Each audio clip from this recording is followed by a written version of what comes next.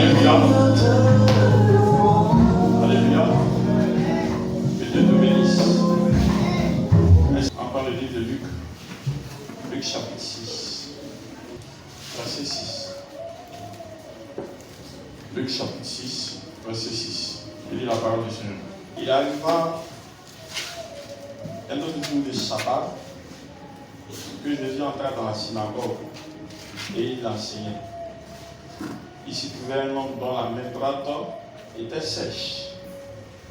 Les scribes et les pharisiens observaient Jésus pour voir s'il ferait une guérison le jour du sabbat. C'était afin d'avoir sujet et l'accuser. Mais il connaissait leurs pensées et il dit à l'homme qui avait la main sèche, lève-toi et tiens-toi là, au milieu. Il se leva et se tient debout. Et Jésus leur dit, je vous demande s'il est permis le jour du sabbat de faire du bien ou de faire du mal, de sauver une personne ou de la tuer. Alors, promenant ses regards sur eux tous, il dit à l'homme, étends ta main. Et il le fit. Et sa main fut guérie. Et sa main fut guérie. Amen. Alors, le livre de Luc a été écrit par Luc. C'était le seul apôtre. Il n'était pas d'origine juive. Il était grec. C'était un médecin. Et en tant que scientifique, lorsque vous lisez le livre de Luc, il est précis sur ce qu'il dit. Il ne tergiverse pas. Il va à l'essentiel. C'est la marque même des gens de science. Lorsque vous lisez le livre de Luc, vous verrez, c'est le seul livre parmi les évangiles qui parle de la vie, qui parle de ce qui précédait la naissance de Jésus.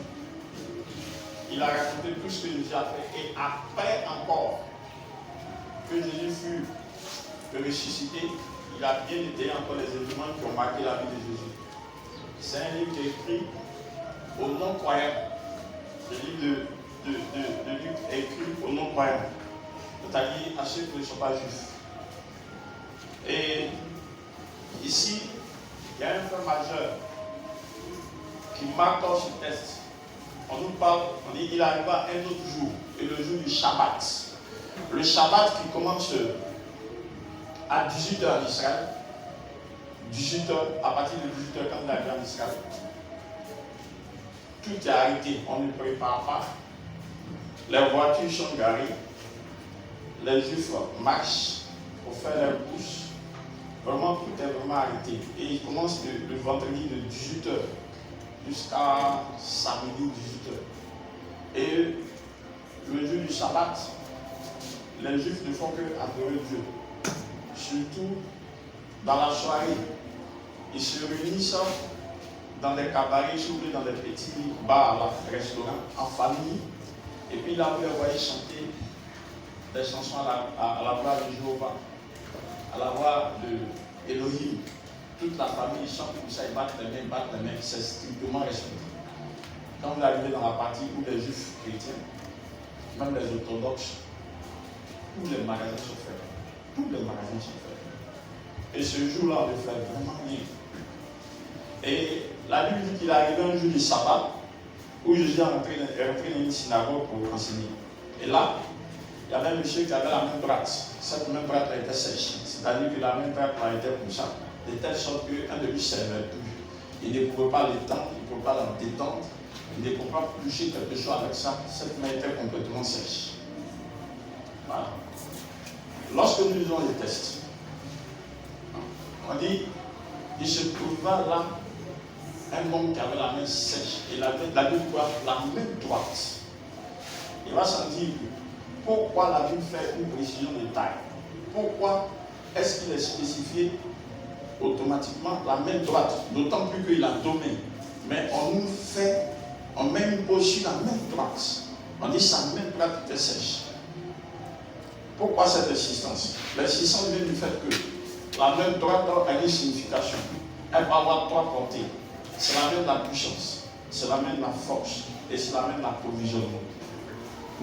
C'est la main de la puissance, c'est la main de la force et la main de l'approvisionnement. Ça, ce sont les caractères spirituels de la main droite.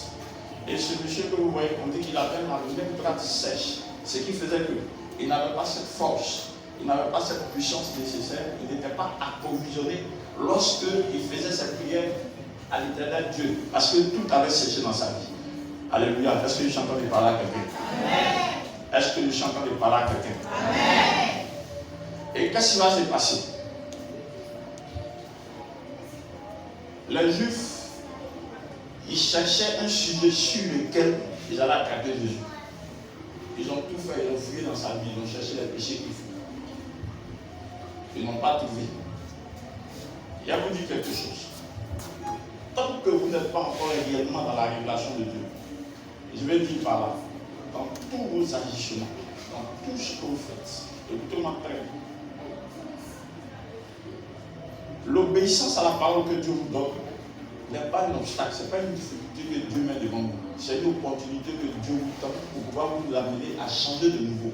Et chaque fois que vous obéissez à la parole de Dieu, vous donnez l'occasion à Dieu de vous faire passer de l'autre côté. Est-ce que vous comprenez? Mais il faut avoir une très grande révélation de Dieu. La révélation de Dieu te positionne. Ne servez pas Dieu sur la base des informations. J'ai entendu Dieu dire que le Dieu des chrétiens, quand tu le suis, tu vas avoir travail. Quand tu le suis, tu vas te marier. Quand tu le suis, tu vas faire comme ça, tu vas faire comme ça. Si c'est sur cette base-là que tu es venu adorer Dieu, je vais te dire quelque chose. Lorsque la petite difficulté va se présenter, tu vas reculer. Lorsqu'il va y avoir une petite difficulté, tu vas reculer. Pourquoi? Tu adores Dieu sur la base des informations. Il faut adorer Dieu sur la base de la révélation. Comment Dieu s'est révélé à toi? Parce que le Dieu que nous adorons, nous ne comprenons pas, il se révèle.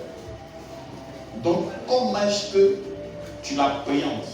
De la manière dont tu l'appréhendes, c'est de la même manière que ce Dieu-là agit dans ta vie.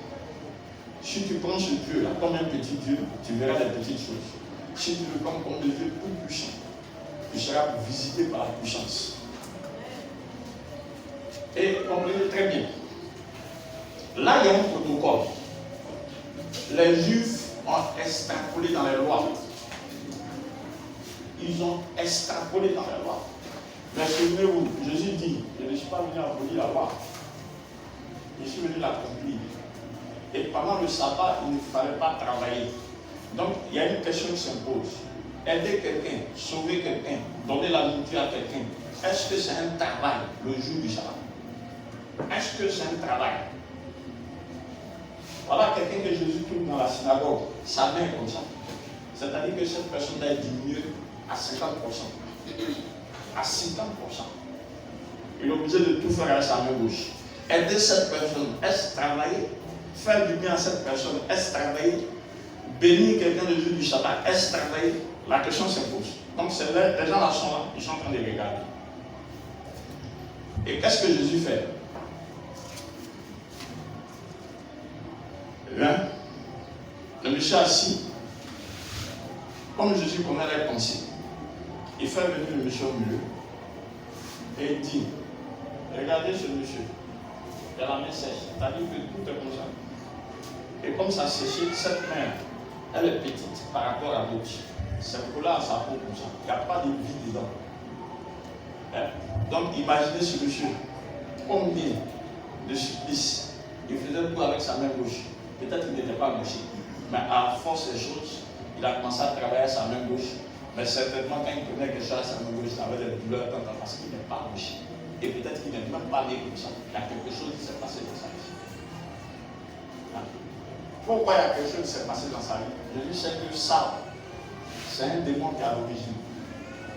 Donc qu'est-ce qu'il fait? Il met les gens devant leurs responsabilités.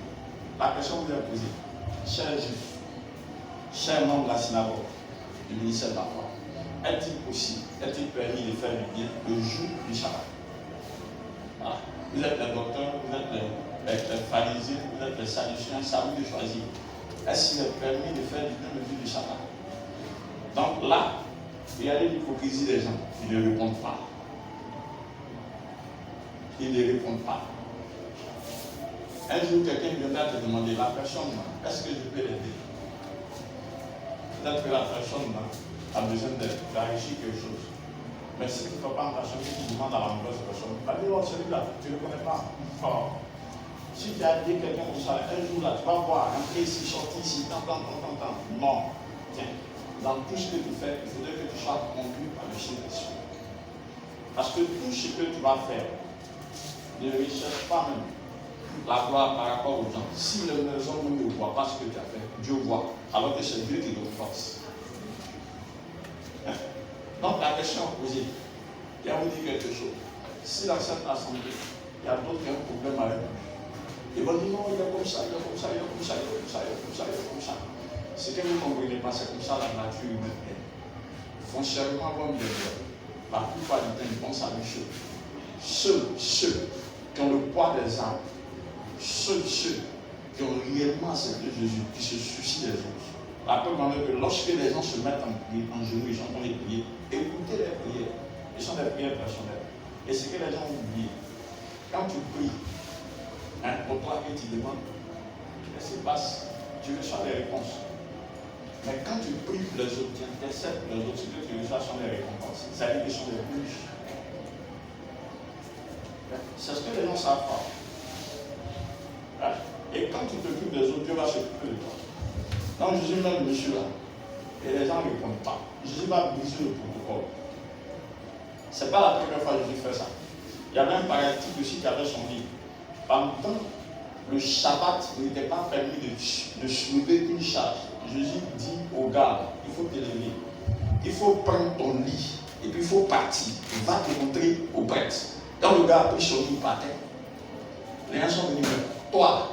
Parce qu'il y avait des gardiens, même au temps de Moïse, il y avait des gardiens qui surveillaient à ce que le Shabbat soit respecté.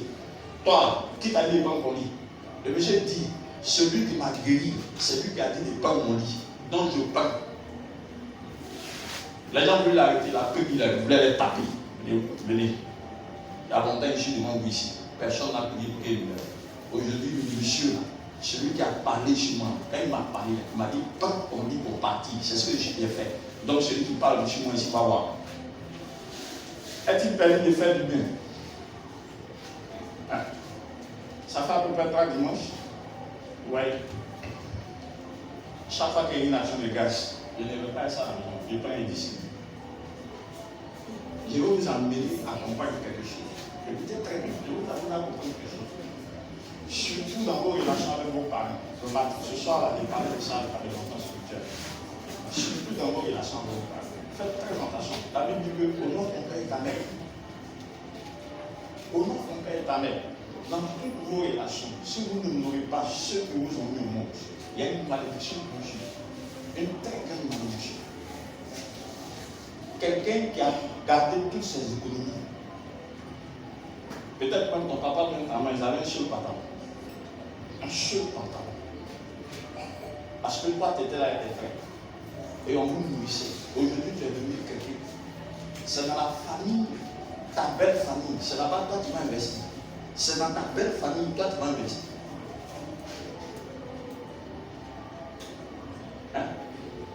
C'est dangereux. La Bible dit afin que les jours soient prolongés sur la terre des hommes. Le second commandement dit tu ne tueras point. Le seul fait même de ne pas honorer vos parents, vous êtes en train de les tuer. Et vous devez faire très attention. L'un qui ne parle pas à leurs parents, une fois qu'ils posent le don sur leurs parents, c'est une malédiction pour Dieu. Il faut faire très attention. C'est une très grande malédiction pour Dieu. Il faut faire très attention. Et ce que vous devez savoir, ce que tu fais à tes parents, c'est la même chose que tes enfants vont te faire. Si tu n'honores pas tes parents, tu ne les respectes pas. Ce que tu es en train de faire, c'est la même chose que tes parents vont te faire. Ce qui veut dire que lorsque vous êtes encore vivant et que vos parents aussi sont vivants, de temps en temps, prends tes enfants et puis tu leur dis, allons voir bébé. Arrivé là-bas, le sac de riz que tu as envoyé à ta maman ou bien à ton papa, un peu d'argent, c'est à l'enfant même qu'il faut donner pour lui montrer que c'est comme ça se passe. De telle sorte que le jour que toi tu vas voir l'âge de ton père, et puis lui va grandir, tu lui as déjà montré comment il faut faire, et il va continuer à faire. Mais tout le temps, vous ne rendez pas visite à vos parents. Même si ta maman ou bien ton papa est sorcier, c'est sa sorcellerie, ce n'est pas ta sorcellerie. La sorcellerie, c'est pour toi, c'est pour elle, c'est pas pour toi. Elle va me tuer, elle va faire comme ça. Tu as beaucoup de dents où tu es là. Quand tu t'étais là, tu n'as pas tué. Je n'ai pas de tuer. T'es connerie. Vous n'avez pas dit quoi les hommes de Dieu, comment il dit hein? C'est ta maman ou bien c'est ton papa. Il ne faut pas mettre les pieds là-bas. Il ne faut pas aller l'aider. Comme un homme de Dieu qui agit. Vous croisez des gens bizarres qui vous donnent des trucs bizarres. Est-ce que ce que vous dites, vous-même, quand vous réfléchissez, c'est normal? Ça va pas la tête. Jésus dit, mon frère, la main n'est pas sèche, mais c'est spirituel ce que les gens doivent faire. Et comme tu es un bon exemple, il y a quelque chose qui va sortir de ta vie. Amen. Voilà. Il dit, tends ta main. Tends ta main. Automatiquement, la main de l'homme a commencé à arriver. C'est-à-dire que la force est venue, la puissance est venue, l'approvisionnement de l'éternel est venu. Regardez ce qui se passe. Les gens qui sont entourés sont fâchés. Les gens qui regardaient, les docteurs de la loi, ceux qui sont tellement spirituels, disent qu'ils sont mûrs, qu'ils sont pourris. Ils sont pourris. Il y a des gens comme ça, ils sont tellement mûrs qu'ils sont pourris. Ils ont commencé à se défier. Quelqu'un qu'on vient de guérir. Et puis il y a des gens qui ne sont pas contents. C'est que la maladie de la personne les arrangeait. C'est que la situation de la personne les arrangeait. Ils ont commencé à se plaindre. Je les maudis. Je maudis le diable et sa grand-mère et tous ses aïeux au nom puissant de Jésus. Amen. Vous n'avez pas entendu ce que vous avez dit.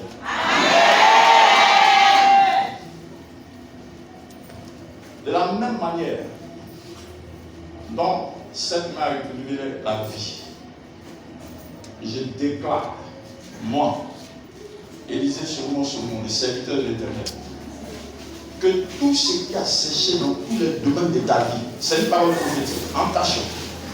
Tout ce que je déclare arrive.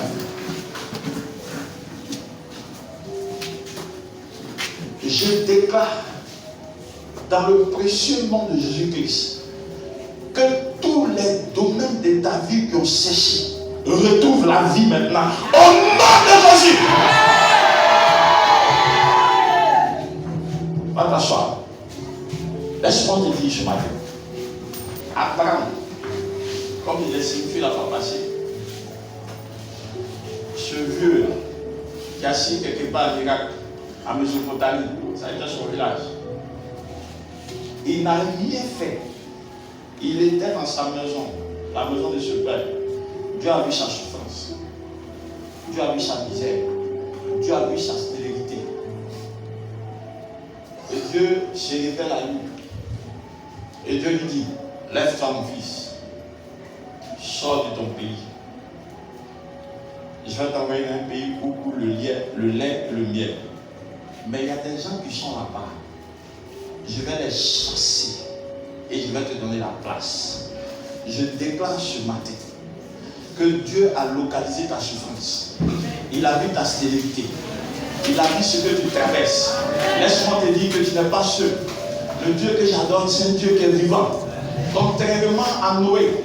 Noé, en sortant de l'arche de l'Éternel, la Bible dit qu'il a fait un sacrifice. Dieu a donné un signe de l'alliance. Il dit, à cause du sacrifice que tu as fait, je ne vais plus jamais détruire la terre.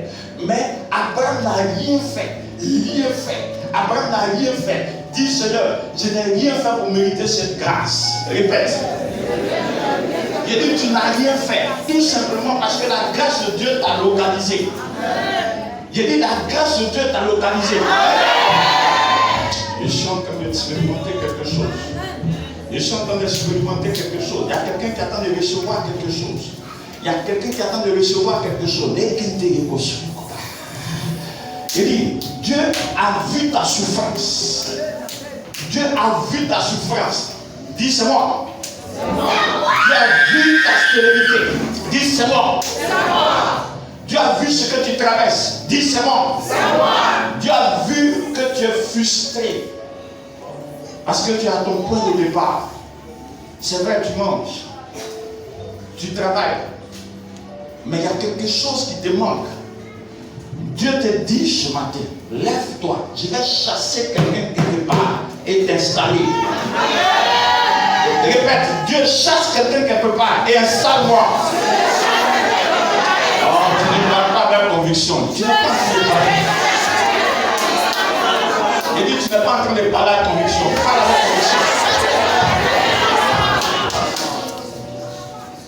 Ma Bible déclare que les esclaves sont sur les chevaux. Et ce sont les rois qui sont en train de marcher. Si tu es un roi, c'est que quelqu'un est assis à ta place. Est-ce que je suis en train de parler à quelqu'un? Si tu es un roi, c'est qu'il y a quelqu'un qui est assis à ta place. Dégage cette personne-là de ta place et assois-toi à ta place. Commence à prier. Prie. Oh, quelqu'un me dit à Habakkuk chapitre 2, verset 2. Sur la base d'Habakkuk, on va prier. Oui, la parole de Dieu. L'Éternel m'adressa la parole et dit. L'Éternel m'adressa la parole et dit. Écoute-moi. Regarde-moi. Ce sont des actions politiques. Pas comme ça. Dieu m'a adressé la parole. Il faudrait que vous parliez avec conviction. Dieu m'a adressé la parole. Encore. Dieu m'a adressé la parole. Et Dieu me dit. Allons-y. Écris la prophétie. Écris la prophétie. Répétez. Écris la prophétie. Écris la prophétie. Écoutez-moi très bien. Lorsque tu es venu à Christ, Dieu t'a dit quelque chose. Dieu t'a montré des choses. Mais malheureusement, ce que Dieu t'a montré là, tu as l'impression que c'est le contraire de ce réalité. C'est le contraire. Mais, on continue. Vous ne répétez pas. On continue. La personne dit, oui. Grave-la sur des tables. Grave-la sur les tablettes de ton cœur. Oui. Afin qu'on la lise couramment. Afin qu'on la lise couramment, c'est pour ne pas que tu oublies. Et que tu as même pu à se souvenir de ce qu'il t'a dit. Chaque fois, répète-lui ça. Quand vous lisez l'Ancien Testament et le Nouveau Testament, arrivé un moment dans la Bible, on dit, et Dieu se souvient.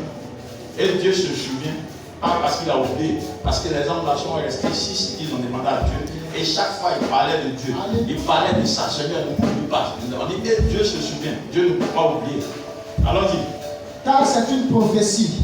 Car c'est une prophétie. Dont le temps est déjà fixé. Très bien. Dis Seigneur, tu m'as dit que le temps de la prophétie est fixé. Dis, répète. Allons-y. Elle marche vers son terme. Il y a certaines versions qui disent elle court vers son terme. Ça veut dire que vers sa fin. Allons-y. Et elle ne mentira pas. Elle ne mentira pas. Si elle tarde. Si elle tarde. Attends-la. Attends-la. Quelque chose qui court, qui marche vers sa fin. Comment ça va tarder? Ce retard ne vient pas de Dieu. Je suis désolé. Tu as eu des diplômes depuis là. Tu ne fais que passer les concours, ça ne marche pas. Jusqu'à ton âge va dépasser l'âge de concours. Tu crois que ce retard, c'est Dieu? Il a dit la prophétie court. Elle marche. Même si elle a. Il dit même si c'est que ça ne vient pas de lui. Il peut te dire qu'il y a des choses extérieures à lui qui peuvent faire retarder. Et ces choses-là ne viennent pas de Dieu. Hein? Tu es femme. Tu aspires au mariage. En tout cas, tu es belle, tu as un travail. Mais personne ne t'appelle. Quand c'est quelqu'un qui t'appelle, ce sont des gens mariés. Et puis des gens qui t'appellent, ils sont mariés qui te disent non, maintenant je ne peux pas. Ou bien au pire des cas, c'est les musulmans souvent qui t'appellent. Il te dit que toi, il faut abandonner ton Jésus par le faire la voix. Je suis en train de parler à quelqu'un. Est-ce que je suis en train de parler à quelqu'un? Ce retard ne vient pas de Dieu. Répète après moi. Je dis non au retard. Je dis non au retard. Ma prophétie qui court. Ma prophétie qui court. Je l'ai attendue. Je l'ai attendue. Elle se réalise cette année. Elle se réalise. Elle se réalise cette année. Comment ça peut? Oui, oui, oui, oui, oui.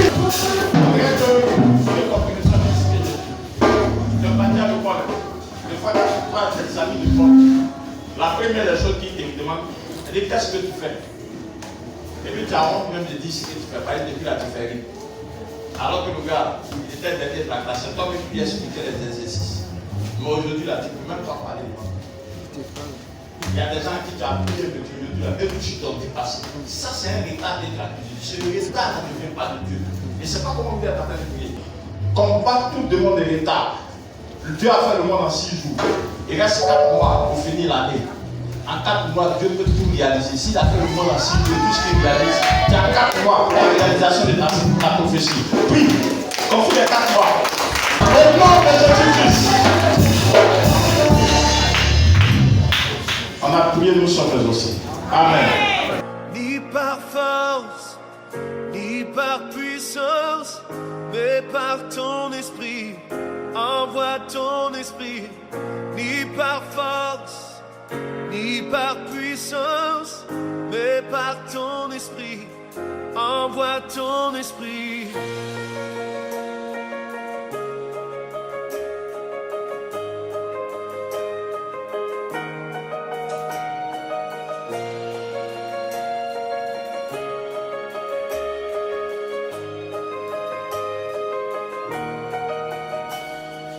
Tu es le feu, nous sommes le temple, tu es la voix, nous sommes le chant. Toi notre Dieu, nous sommes ton peuple, toi la lumière, nous t'élevons.